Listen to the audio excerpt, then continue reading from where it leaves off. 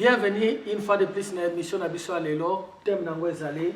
Racheter le temps car les jours sont mauvais. Racheter le temps car les jours sont mauvais. Base émission Oyo Ezali comme Melabino Yesu. Comme Melabino solution selon la parole de Dieu. Comme Melabino solution selon la révélation divine. Et puis na tour Oyo, tu vas kolobela sur la persécution ou la tribulation ou les moments difficiles. Tolobaki moment difficile, ezalaka azarte, ezali parmi promesses il y a Nzambe. Na kati na mukana na Jean chapitre 16 verset 33, Yesu alobaki na biso nini? Dans ce monde vous aurez des tribulations, mais prenez courage, j'ai vaincu le monde. Voilà parce que la puissance ya kondima parce que selon biso bato pour convaincre tous dans le bitumbe salami au gagner dans le bi na vaincre mais wanta ngo Yesu azolo bandengwana nanu kuta kufi na croate pour to ganga to bakeno victoire na biso to victoire ya Yesu et monana ki na résurrection na croix bitumba tango asekute bikeno alongi liwa alongi kufwa mais ici Yesu azolo ba prenez courage, j'ai vaincu le monde. Avant même Kuta Longa. Avant Kuta Longa, avant Kufa, c'est ça en fait la foi qui se parle dans le présent. Abi j'ai vaincu le monde. Mais alors vous aurez des tribulations. Maman Mati, tribulation. Et ça m'a capone à battre mon côté pour na battre nyonso. Tribulation et salama pona mwana nzambe nyonso. Oya pesa vina yepa na Yesu Kristo. Et ça chemin oto lekaka oyo nzambe tata na lola alekisa alinga biso to lekala yango lengo to tanga boko zo ba tribulation dans le monde mais prenez courage parce que tozo servi mutu oyo to talaka tribulation te mais to talaka nini à la fin oya memela biso okoku kolekisa moment moko eza difficile yeba ke eza chemin oto lekaka nango etonke ba na nzambe. Mais na souka lobi prenez courage car je vaincu le monde, pasteur. Donc eza lokola na classe moko babi bo kabola na 4 groupes. Allez, bo sali 4 groupes, c'est-à-dire bo sali mulongo 4 groupes. Na chaque bandeli ya groupe na bino balobi chef ya groupe wana azana mutali boso. Réponse oya kotia yango bino yo so groupe bo copier. Botuna A to BT. Alors, une question 1 plus 1 est égal à combien? 5 plus 5 est égal à combien? Tant on a une question, on a chef et un groupe a commis réponse et puis après, si nous sommes copier. Tant le professeur a l'équipe bosso a bengi chef et un groupe. Par exemple, a bengi Jean. Ah, 1 plus 1 est égal à 2 Jean aux huit. Bino nyo so bata groupe ne bobi ki bo copia ki réponse ya maître bo sa nini to gagner.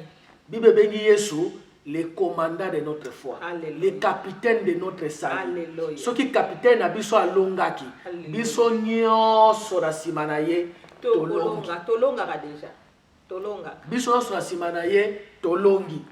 Il y aura la tribulation la fois passée tolobaki tribulation ya ba manière rebelle. Au moins un groupe bato ba telemeli yo, au comme la maladie attaquer tribulation ko ya spirituelle, ko ya physique et ça peut aussi être une tribulation provoqué par les diables en passant par les hommes. Il y a un moment de Bible dans Éphésiens chapitre 6, nous ne luttons pas contre la chair et le sang, mais nous luttons contre les principautés. C'est-à-dire dans chaque ciment, il y a moto à télémélio, bateau à télémélio, to likambo yo salamelayo, dans chaque ciment na yango, il y a un esprit. Mais ne concerne à couper sa biso bande ba na nzambe. Kolingate diable a utilisé yo pour na ko torturer moi na nzambe to mosai na nzambe kolingelo ko wana te mais la pont hein oza la pont ya satana tadi yo betsa no ka baninga mabako donc yo place ozali donc vraiment des pasteurs je la lobby kolingate oza la élément oyo diable bomba mana simana ye pona kolelisa basali na nzambe pona kolelisa baninga pona kolelisa nyonso. Il y a un peu de ne donnez pas vos membres au péché. Au péché. Tribulation bien aimé dans le Seigneur, yo mutozo le karango zo mono kwa ba boa kami, ozo mono kwa nzamba o sale lo côté, ça fait partie à programme ya nzambe, prends courage. Prends courage. Yesu alobi il est impossible qu'il n'y ait pas de scandale. Il y aura toujours des scandales. Mais Bible dit malheur na mutu oyo aza ko provoquer scandale wana. Alléluia. Malheur na mutu wana. Donc persévérer. Tout le monde qui n'a mission la fois passée, tant mutu azo le kana tribulation, attitude à liboso otomonaki. Quand dans Jean 3 16 33, Yesu alobi je vous ai dit ces choses afin que vous ayez la paix en moi. Alléluia. La paix en moi. Et là, quand vous avez battre la kimia. Parce que si vous battez la kimia, ça va profiter de l'inquiétude, ça va profiter de découragement. En anglais. Il y a en anglais. Moi, stratégie à Satan avant à oppresser, à dépresser. C'est-à-dire, before the devil can oppress you, he will depress you. Il faut que tu aies dépression. Et dépression est provoquée par isolement. C'est-à-dire qu'on peut s'isoler, on peut éviter tout, on peut bombama à éloigner yo. Mais là, ça peut banaliser, banalise. Est-ce que nga vraiment na sala nini pona nini batu basala nga boy pona nini boy parce que tout ça est ça pour un diable lingi yo ozala toujours mutu na passe et ça tribulation o ya kana bandenge bela ko collection na tribulation na moment moko so comprendre te nyonso ozana yo bien papa Gilles arrive à pasteur Gilles ozana bien mais diable bandi ko tali solo kola o monite que ze simba te nini mo lo mo c'est ça la maté yeba que ça tribulation mais seulement ko s'abandonner te na yango yeba que to zabatu oyo malgré tribulation mais Yesu alobi na biso prenez courage car je vaincu le monde toto servi o alonga moki yango première clé alobi na biso nini. Je vous ai dit ces choses afin que vous ayez la paix. Clé à liboso battre la kimia. Amen, amen. Ndenge mama talobi et oko fanda kabo e diaba ni ko boa kilo makanisi na sepera na Maurice Oreloa asala livre mbako akomango the battlefield of the mind. C'est-à-dire les terrains de combat ya ba pensée. Diable azali kolo ya dimension physique. A contrôler la dimension physique très bien. Bible dit Dieu est esprit. Diable azali maître ya dimension physique. Yo mona ko ba akoya ko bana ko l'action biloko ka physique. Ozo mona toza na eloko boete. Ozo mona toza na eloko boete. Ozo mona te baninga bazo avancer wana kuta sombi eloko boyo no sombate. Tango azo sala bonga bani ko linga ko zindisa yo. Ça fait partie de la stratégie, il y a tribulation au centre de la mémela rapé bana nzambe. Ako memelo ba comparaison. Ako memelo collection écoute, dans ngelo mo pasteur Christ aloba. Alors, ce n'est pas parce que mon tuninga a avancé de la que yo ozo échoué. Non. Dieu fait chaque chose bonne à son temps. Amen. Et là, on se balade, donc il y a les bossos de l'obi, battez la kimia. Il y a mis balé sur l'obi, prenez courage. Prenez courage. Parce que le courage est atteint de konanga, oko bomba manandaku, oko bimate, oko mono kwa mokile lingi yote. Mais tu vas rappeler pour mon kili papa, j'ai toujours vu pour Nzambe d'azo à permettre biso to za na bon moi. Ya mo moni yemo ka tali si biso malgré tribulation que ya mais prenez courage parce que so tali na mokili ozo courage te. Ozo rejet. So ko tali na mokili o mona ozo abandonner. Mais so ko tali miso pas na Nzambe. Donc on mona que makasi moko ke ya. Pourquoi Nzambe l'exception de la tribulation? C'est parce que ba kisaka un plus na ba vu na biso pasteur. Formation. Nous faisons la formation. Nzambe a eu la place à Romemayo, mais a eu la tendue de Makuna. Oui, parce que Joseph a eu que pour comme d'autres réalisé, il fallait que la prison, le rejet, battre, cahier, en akima. Et là, comme on a séparé dans la carte de tribulation, il y a ce qu'on appelle le silence de Dieu. Silence, c'est ensemble. Il y a comme tout la tête, mais pour aller Nzamba au lobelo côté. Nzambe, ils ont un moment où ils sont au côté. Toujours un exemple à Joseph. Bible dit que Jacob, que moi na ye a kufu. Lion allé, nyamamoko bête féroce a dévoré. Bible dit Jacob a zaki camarade Nzambe. Akokaki Jacob pour révéler que bakosi na bango za azana Égypte. Mais tel mais alaki.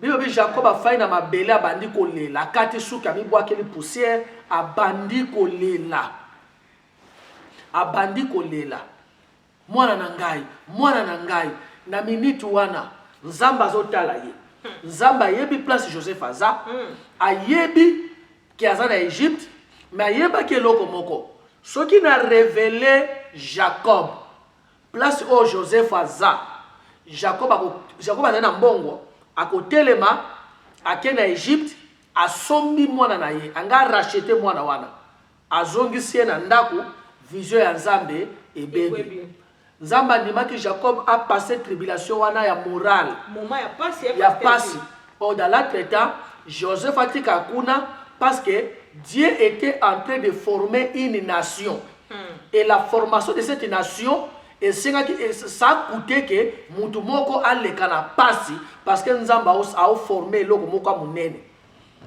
La formation de la nation d'Israël na Égypte écoutaki kolela à Jacob. Nzamba yebaki que Joseph aza vivant mais soka révéla que Jacob planyo sa bébé. Yango na air moko so la baza be nzambe révéler ngelo nzamba fandi calme abisu na révélo eloko sikoyo. Oko baby sa mineno ngana osa ona ngasa elolobi alléluia Jacob a lela menzambe a révéla yete panga tele makena Égypte a racheté mwana na ye nation pla ya nzambe a ko former peuple d'Israël na kati ya Égypte et ngake sila e baby pour na Jacob mais Dieu a gardé silence. Tout ça parce que ça a une tribulation de tout le pasteur. Exactement. Tribulation c'est un moment moko oyo muto asekagate tant le kakango. Yango moni nzambe Jésus a lobito za na courage parce que ezana batu ba olanda biso na momo ba olekisa ba mama passe hein. Parce que j'ai au moins mususu rege na rege kaka. Mutu mususu zo mona boye ba ka esaka ke étape. Et c'est juste une étape que nzambe azolekisa biso. Exactement. Toloba qui garder la paix, garder courage. Gardez courage. Numéro 3, tant que vous avez la tribulation de Konangai, zane esengo. Amen. Zane esengo. Parce que c'est facilité. Il y a une différence entre les bébés spirituels et les matures spirituels. Tous les frères en Afrique du Sud. Abanako kene ko fa na permanence, il y a que na ko prier chaque 5 heures du matin. Azaina mwana na yeka moko abota katika kina Lubumbashi. Mama Mati babenga biso babengi ye ke mwana na ye moko wana akufi. Na yebisi yo le frère a pleuré na mwana mobale azolela. Na butu ko batola na permanence. Na yebi en tout cas ndenga leliti ba 3 heures afanda ka azolela lelo a prier. Obi que na 5 heures du matin na yoki a kei ko prier place à prier ka mikolo sondere loko sala meliete. Ça demande le courage. Et senga kaza zane sengo. Na Jacques chapitre 1er verset 2. Jacques 1er 2. Jacques 1 2.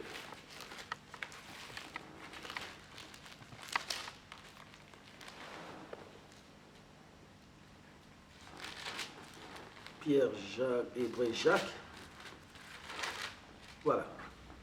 Bible dit, mes frères, considérez comme un sujet de joie complète les diverses épreuves que vous pouvez rencontrer.